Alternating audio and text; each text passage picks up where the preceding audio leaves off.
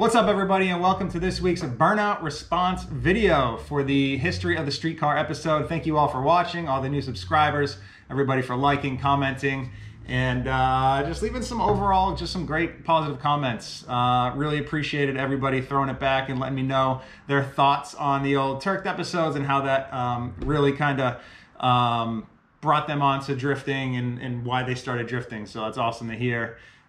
Before we get into the questions, though, let's get to the burnouts. This is my crew chief, Ryan Tuerck, who also owns Unicorn Garage. Check it out if you don't know about it. This is his brand new, freshly painted 1JZ powered S13. The thing looks absolutely stunning, and it hasn't even hit the track yet, and this is the first burnout I've seen it do, so check it out.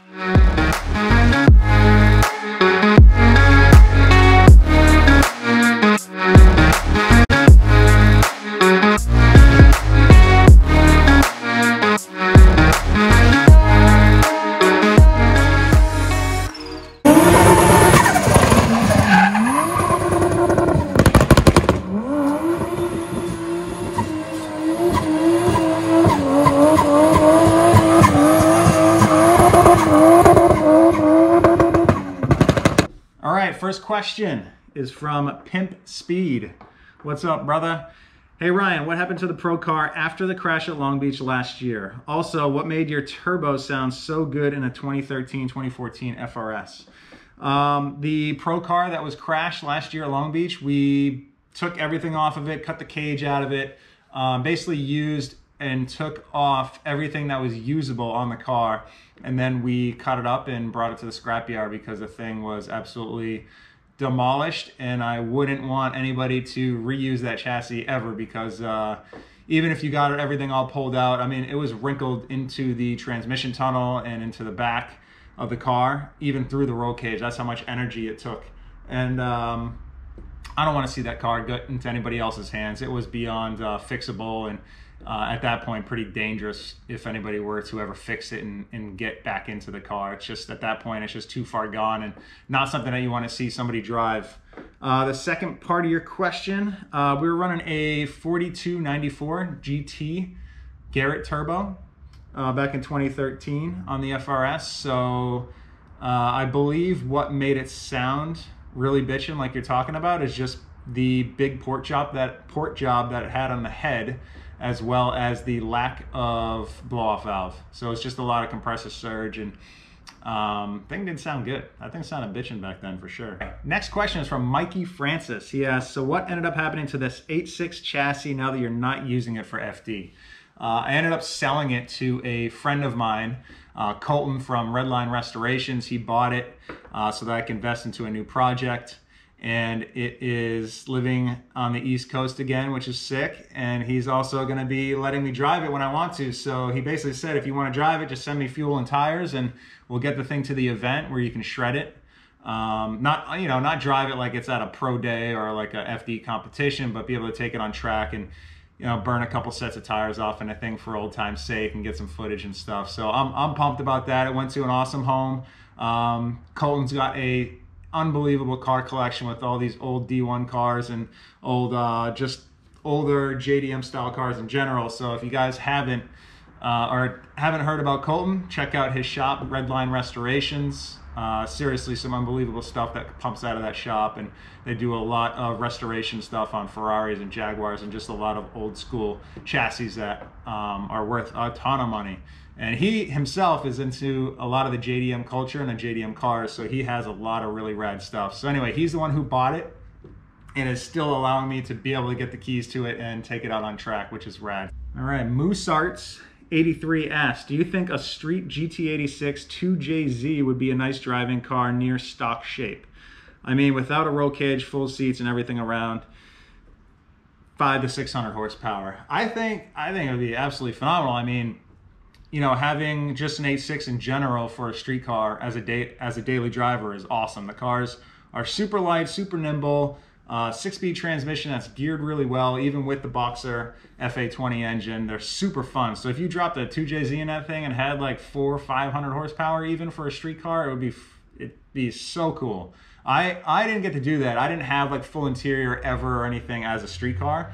And after driving an 8.6 as a daily in total stock trim for a while, I kind of wish that I was able to do that, where I could just drop a 2JZ with a 6-speed transmission in it and drive it fully stock interior and, you know, on a quieter side as a daily and actually have a little bit of power under your pedal.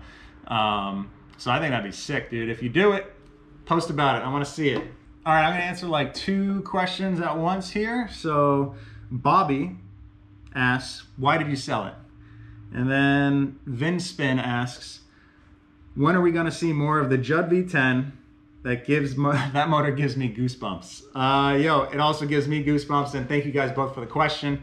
So right next to me here is the JUDDV10 GV4 4-liter. Makes unrestricted 750 horsepower and res to 11,000 RPMs and sounds absolutely freaking incredible. So I sold the Pro car so that I could afford to buy this engine and then start the new build that this motor is going to go into. It was one of those situations that I've been trying to put the pieces together to get one of these engines for a build project for years now.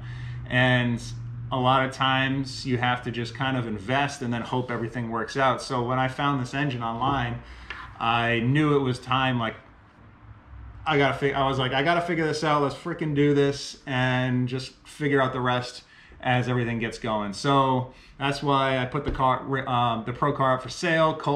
My buddy Colton ended up buying it, and that helped afford me to pick up this engine, get it dialed from Judd, and get it back, which I just got it back. And now we're working on the rest of the stuff on the back end to firm up some partners so that when we announce it, everything is ready to rock. And that should be pretty soon from now, which I will announce this build and have you guys on the loop. It's gonna be really sick. It's gonna be a really technical build project that is going to be on my YouTube channel. So we're gonna do anywhere from like 10 to 13 episodes of every aspect of the build with the engine, and we're really going to be doing some rad stuff that I've never experienced before in any of the cars that I've ever built. So a lot of this is really new to me and is going to be really cool. We got some awesome partners already on board that are going to be, we're going to be maximizing their engineers and everything for this build project